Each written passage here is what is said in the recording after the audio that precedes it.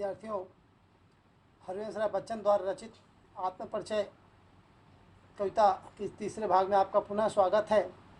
मैं सीधे कविता के पैराग्राफ में जाता हूँ। कवि कहते हैं कि मैं जग जीवन का भार लिए फिरता हूँ, फिर भी जीवन में प्यार लिए फिरता हूँ। कर दिया किसी ने झनकित जिनको छूकर, मैं सांसों के तो तार लिए फिरता हूँ। यहाँ पर शब्द है जग जीवन। जग मतलब संसार और जीवन मतलब हमारा जीवन। और झनकित मतलब है झनकार, झनकित, जैसे कि कई बार जिसको तार सितारे गिटार को बजाकर जो स्वर निकलता है, तारों को बजाने के बाद जो स्वर निकलता है उसको झनकार झनकित कहा गया है। तो कहते हैं कि कर दिया किसी ने झनकित जिनको छूकर, मैं सांसों के दो तार लिए फिरता हूँ। कवि यहाँ पर आपको बताना चाहते हैं कि यद्यपि, क्योंकि यहाँ पर जग जीवन कहा गया, तो जग जीवन मतलब सांसारिक गतिविधियाँ, दुनियादारी। तो कवि कहते हैं कि यद्यपि मुझ पर सांसारिक चिंताओं और दुनियादारी की जिम्मेदारी है, संसार की जिम्मेदारी है, चिंता है, मैं समाज के प्रति, इस अपने सामाजिक दायित्वों के प्रति सचेत हूँ, फिर भी मेरा हृदय प्रेम से लबालब भरा हुआ है। मुझे किसी प्रिय ने, किसी प्रेमिका ने प्रेम किया और मेरी सांसों के उस तार की छुअन से, और सांसों की तार के छुअन से प्रेम की तरफ बज उठे।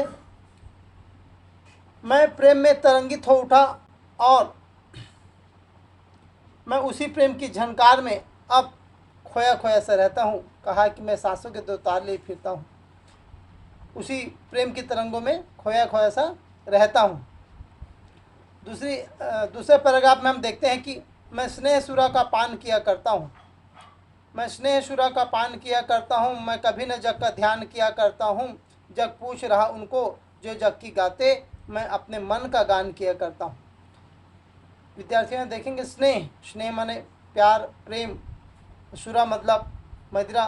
तो स्नेह सुरा का यहाँ पर अर्थ हुआ प्रेम रूपी मदिरा।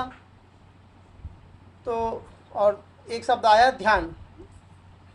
ध्यान मतलब यहाँ पर परवाह करना या चिंता करना, परवाह करना।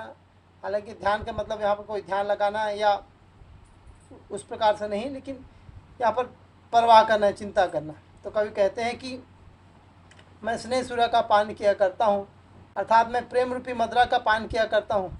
आशा यह कि मैं हर समय कि प्रेम के भाव में डूबता उतरता रहता हूँ और कभी न जग का ध्यान किया करता हूँ।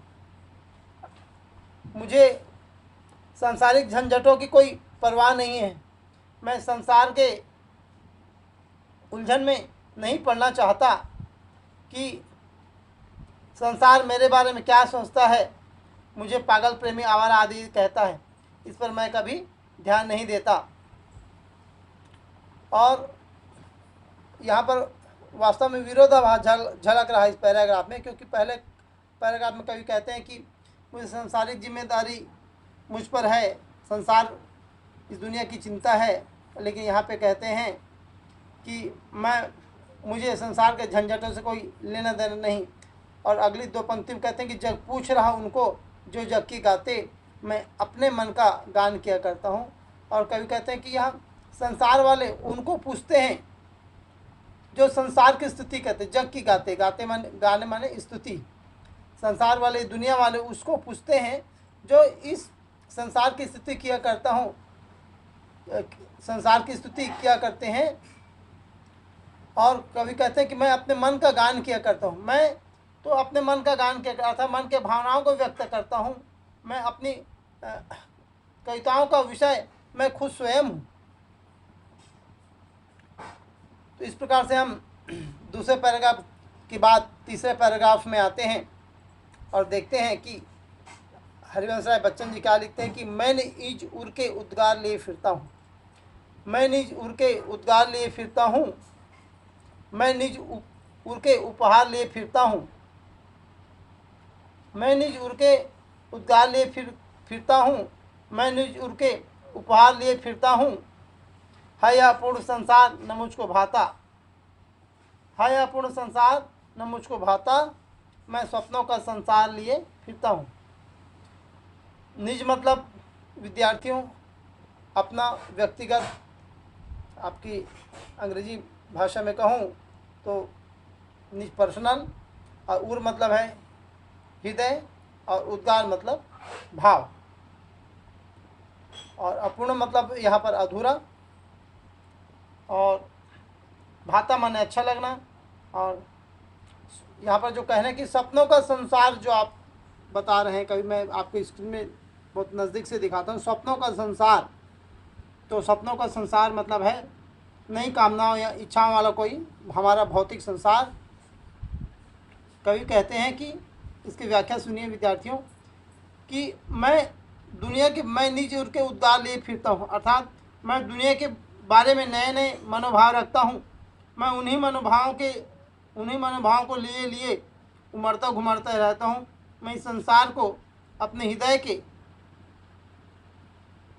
कोमल भाव प्रदान करना चाहता हूँ। मैं निज उर के उपहार लिए फिरता हूँ, मतलब है ना, मैं अपने हृदय में इस संसार को कुछ देना चाहता हूँ, ऐसी भावनाएं रखता हूँ। और है यह पूर्ण संसार न मुझको भाता, मैं स्वप्नों का संसार लिए फिरता हूँ।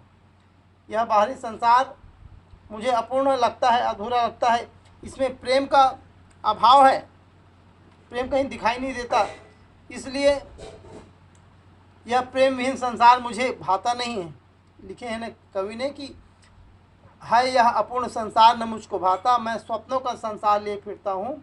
यह प्रेम विहीन संसार मुझे भाता नहीं है। मेरे मन में प्रेम में संसार का एक सपना है जिसे मैं लिए भटकता फिरता रहता हूँ। मतलब संसार के लिए स्वप्न देखते हैं अच्छी कामनाओं के साथ, और कभी कहते हैं कि मैं अपने अनुसार एक प्रेमी संसार की रचना चाहता हूँ। मैं जिस प्रकार के मेरे मन में प्रेम भाव उत्पन्न होता है, मैं उसी प्रकार से प्रेम से भरे स्वप्न, प्रेम रूपी स्वप्न से भरे संसार की कल्पना करता हूँ। विद्यार्थियों अगले हम देखते हैं कि चौथे पैराग्राफ में, मैं जला हृदय में अग्निदाह करता हूँ, मैं जला हृदय में अग्निदाह करता हूँ, सुख दुख दोनों में मग्न रहा करता हूँ, सुख दुख दोनों में मग्न रहा करता हूँ। और जग भाव सागर तरने को नाव बनाए, जग भाव सागर तरने को नाव बनाए, मैं भाव मौजों पर मस्त बहा करता हूँ, मस्त बहा करता हूँ। कवि कहते हैं कि मैं जला हृदय में अग्नि दहा करता हूँ। यहाँ पर विद्यार्थी शब्द आया अग्नि, अग्नि मतलब आग, लेकिन यहाँ पर आग वो नहीं जिसे आप माचिस से जलाते हैं या माचिस से जला करके उत्पन्न करते हैं। यहाँ पर प्रेम की आग की बात हो रही है। और हृदय, हृदय मतलब तो मन, दिल, ठीक है। तो प्रेम की आग, आवेश की बात हो रही, दहा मने जलना, और भाव सागर मने संसार रूपी सागर की बात हो रही है। और भाव मतलब संसार। एक शब्द आया मौज, मौज मतलब किनारा। तो मैं इसकी व्याख्या करने जा रहा हूँ। कुछ कठिन शब्दों का अर्थ मैं बता दिया हूँ, हालांकि यहाँ पर शब्द कठिन नहीं, बिल्कुल सरल है। तो कवि कहते हैं कि मैं जला हृदय में अग्नि दहा करता हूँ, सुख दुख दोनों में मग्न रहा करता हूँ। अर्थात मैं स्वयं ही अपने हृदय में प्रेम की अग्नि जलाता हूँ, फिर उसकी आग से स्वयं सुलगता रहता हूँ, स्वयं झुलसता रहता हूँ। मैं इसी प्रेम दीवानगी में मस्त होकर जीवन में आए सुख दुख के बीच तल्लीन रहा करता हूँ। और यह संसार विविधताओं के सागर के समान है, यह संसार जो है विविधताओं के सागर के समान है। कवि कहते हैं कि परंतु मैं तो प्रेम रूपी नाव के सहारे, यहाँ ने कवि ने लिखा है कि जग भाव सागर तरने को नाव बनाए, मैं भाव मौजों पर मस्त बहा करता हूँ। तो कहते हैं कि मैं प्रेम रूपी नाव के सहारे उन विविधताओं को पार कर लेता हूँ, प्रेम के सहारे, प्रेम को आधार बनाकर उस संसार की विविधताओं से समस्याओं से पार कर लेता हूँ।